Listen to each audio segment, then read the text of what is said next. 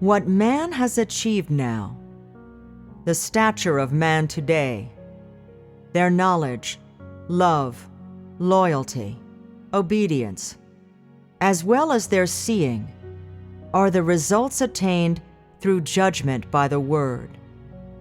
That you are able to have loyalty and to remain standing until this day is attained through the Word. Now man sees that the work of God incarnate is indeed extraordinary. There is much that cannot be attained by man. They are mysteries and wonders. Therefore, many have submitted. Some have never submitted to any man since the days of their births.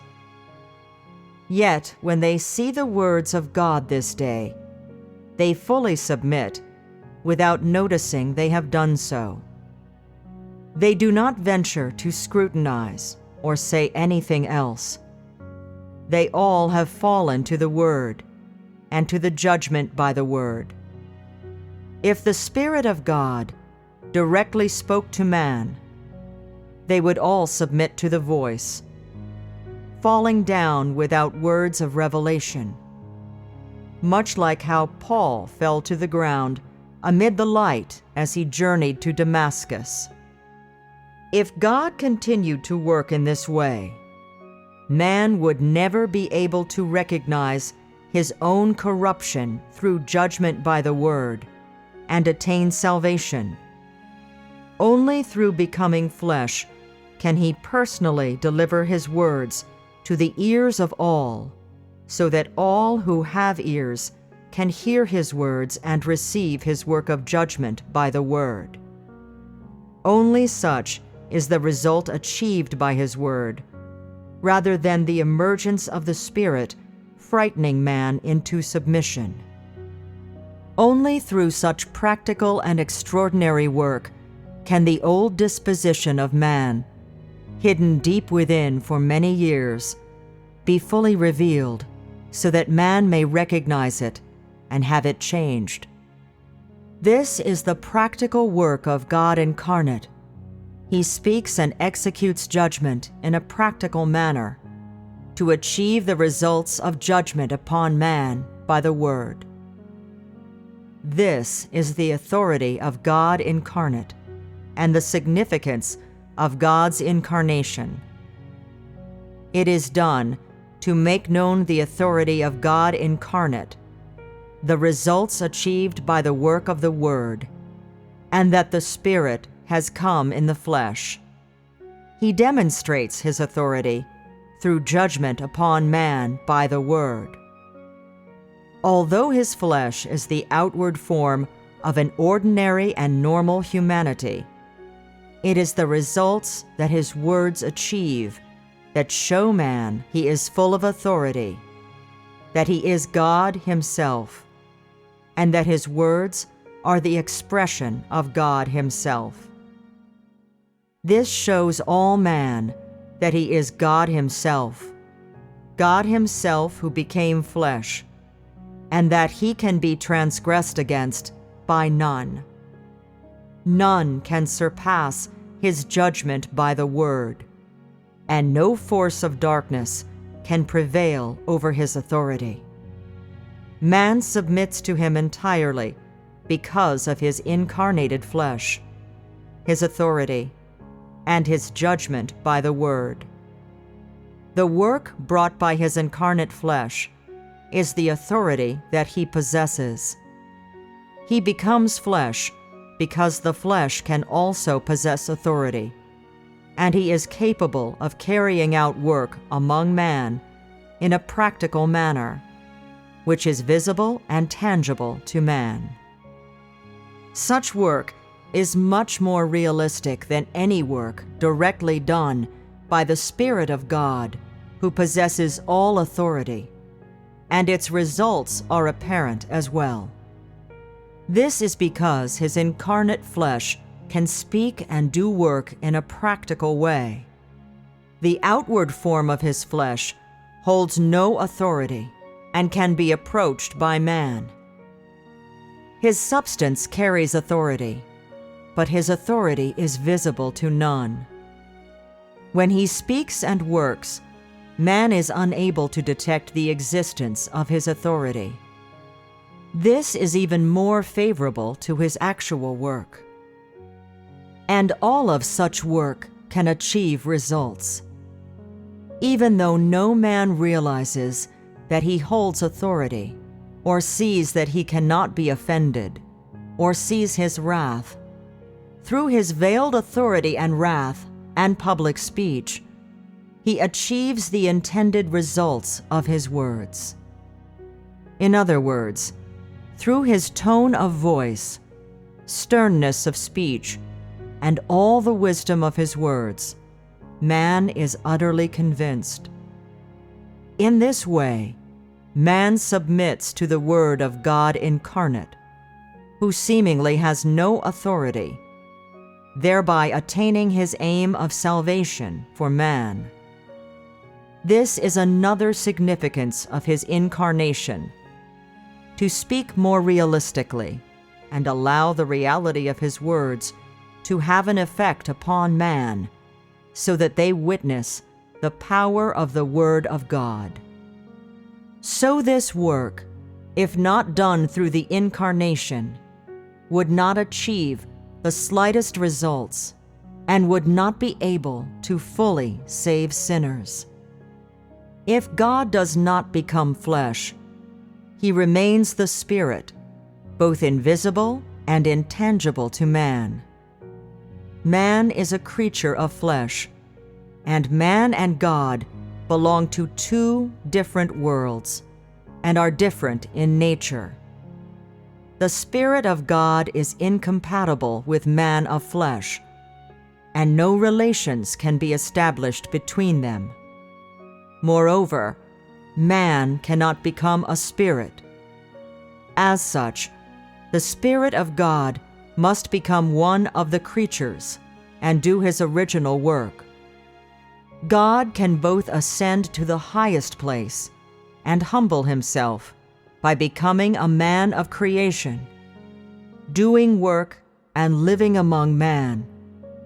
But man cannot ascend to the highest place and become a spirit, and much less can he descend to the lowest place. Therefore, God must become flesh to carry out his work. Much as with the first incarnation, only the flesh of God incarnate could redeem man through his crucifixion, whereas it was not possible for the Spirit of God to be crucified as a sin offering for man. God could directly become flesh to serve as a sin offering for man, but man could not directly ascend to heaven to take the sin offering that God had prepared for them. As such, God must journey to and fro between heaven and earth, rather than letting man ascend to heaven to take this salvation, for man had fallen and could not ascend to heaven, much less obtain the sin offering. Therefore, it was necessary for Jesus to come among men and personally do the work that simply could not be accomplished by man. Every time that God became flesh, it was absolutely necessary to do so. If any of the stages could have been carried out directly by the Spirit of God, he would not have endured the indignities of being incarnated.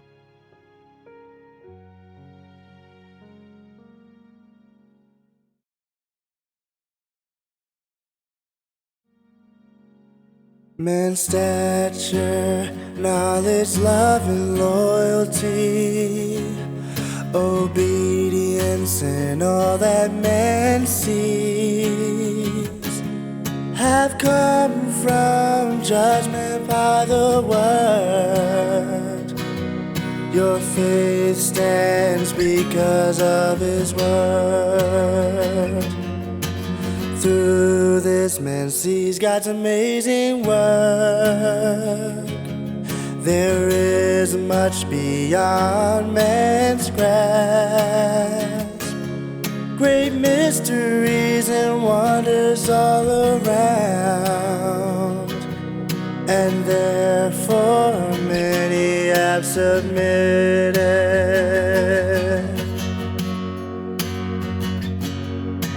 None surpass the judgment of His word, and no darkness prevails over His authority. Man submits because of His incarnation, His authority, and judgment from His word. Those who have never submitted kneel to God when confronted by His word.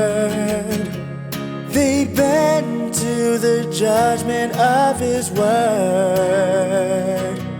never scrutinizing or judging with their tongue. God's flesh appears as if He's ordinary, but His words show man His full authority. He is God Himself. His words express this, none can offend Him. He is God in flesh. God incarnate delivers His words, so all with ears may hear and receive His judgment. God does not frighten man into submission by showing Himself in spirit form. Man's true disposition, though hidden deep, is revealed by this real and unique work, so man may recognize it and change. God's judgment is practical and is delivered by the word. This is the authority and significance of God's incarnation. This is the authority and significance of God's incarnation.